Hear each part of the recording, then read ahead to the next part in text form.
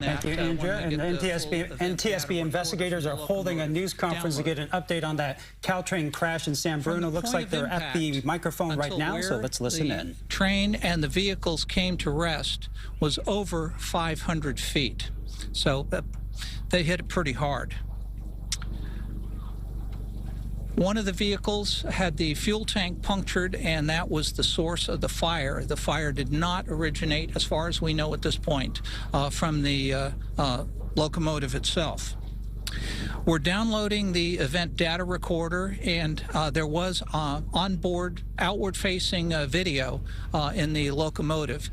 This is going to be tremendously helpful to us as we establish what happened in this crash.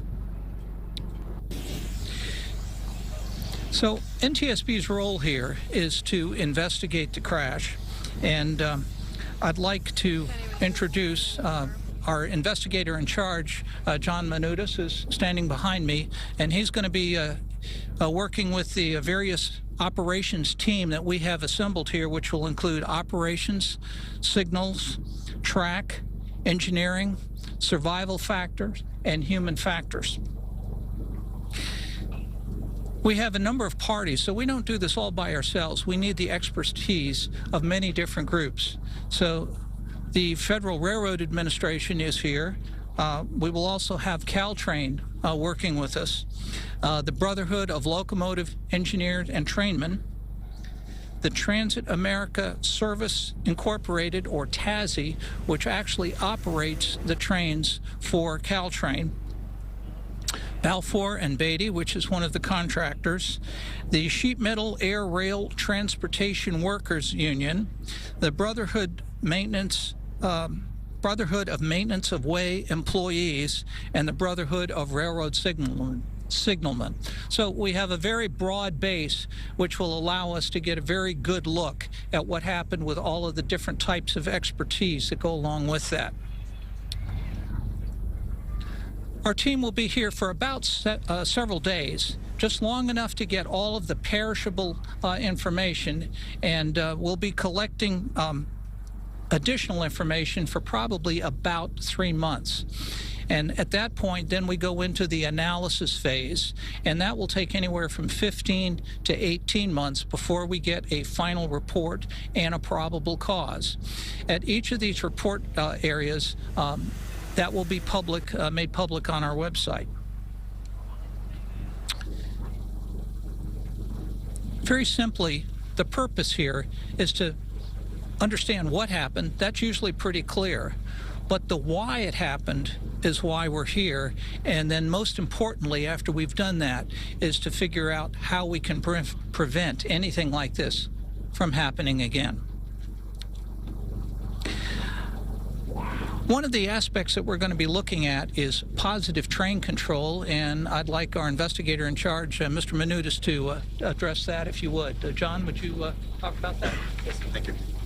Thank you, Vice Chair Landsberg. Again, my name is John Minutis. I'm the investigator in charge for the NTSB for this accident, and on behalf of our 6-person on-scene team and all of our colleagues and partners, our condolences to the victims of this accident and our gratitude to our federal, state, and local partners. In 2008, Congress passed the Rail Safety Improvement Act of 2008, which required that railroads install positive train control on certain passenger lines and other freight lines across the nation. This system is designed to prevent certain types of accidents and is in a direct response to tragic accidents that had happened up until that time. PTC is designed and engineered to prevent train-to-train collisions, incursions by trains into established work zones, to prevent the movement of trains into switches that are left in the wrong position, and to prevent overspeed derailments. Caltrain began a revenue service demonstration of their positive train control system in 2019, and in December of 2020, completed the installation and testing of a fully certified positive train control system. Can't even see the train. The performance of the positive train control system will be one of the focuses of our team's investigation while we're here on scene and as we go forward into the future. As part of that investigation, we can confirm that positive train control was on and active on the accident train at the time and day of the accident. Our team has captured various components from the system and begun the process of downloading and reviewing all of the PTC data available from this incident. Thank you.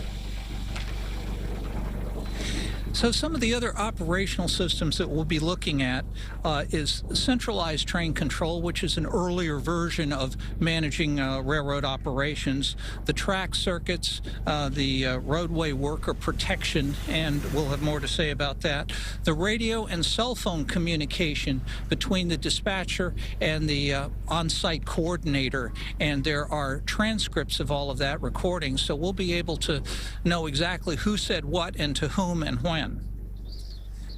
Now, all of this may sound pretty simple, but it isn't. And NTSB has investigated quite a number of crashes involving a roadway worker problems. Some of the more recent ones involved a crash in Chester, Pennsylvania, and another one in Bowie, Maryland, and unfortunately those resulted in fatalities. This is not an isolated incident, and it's something that NTSB has been working with for some time. So railroad worker safety is on the NTSB's most wanted list. These are the items that we feel are the most important, and we really would like to see the system manage a little better.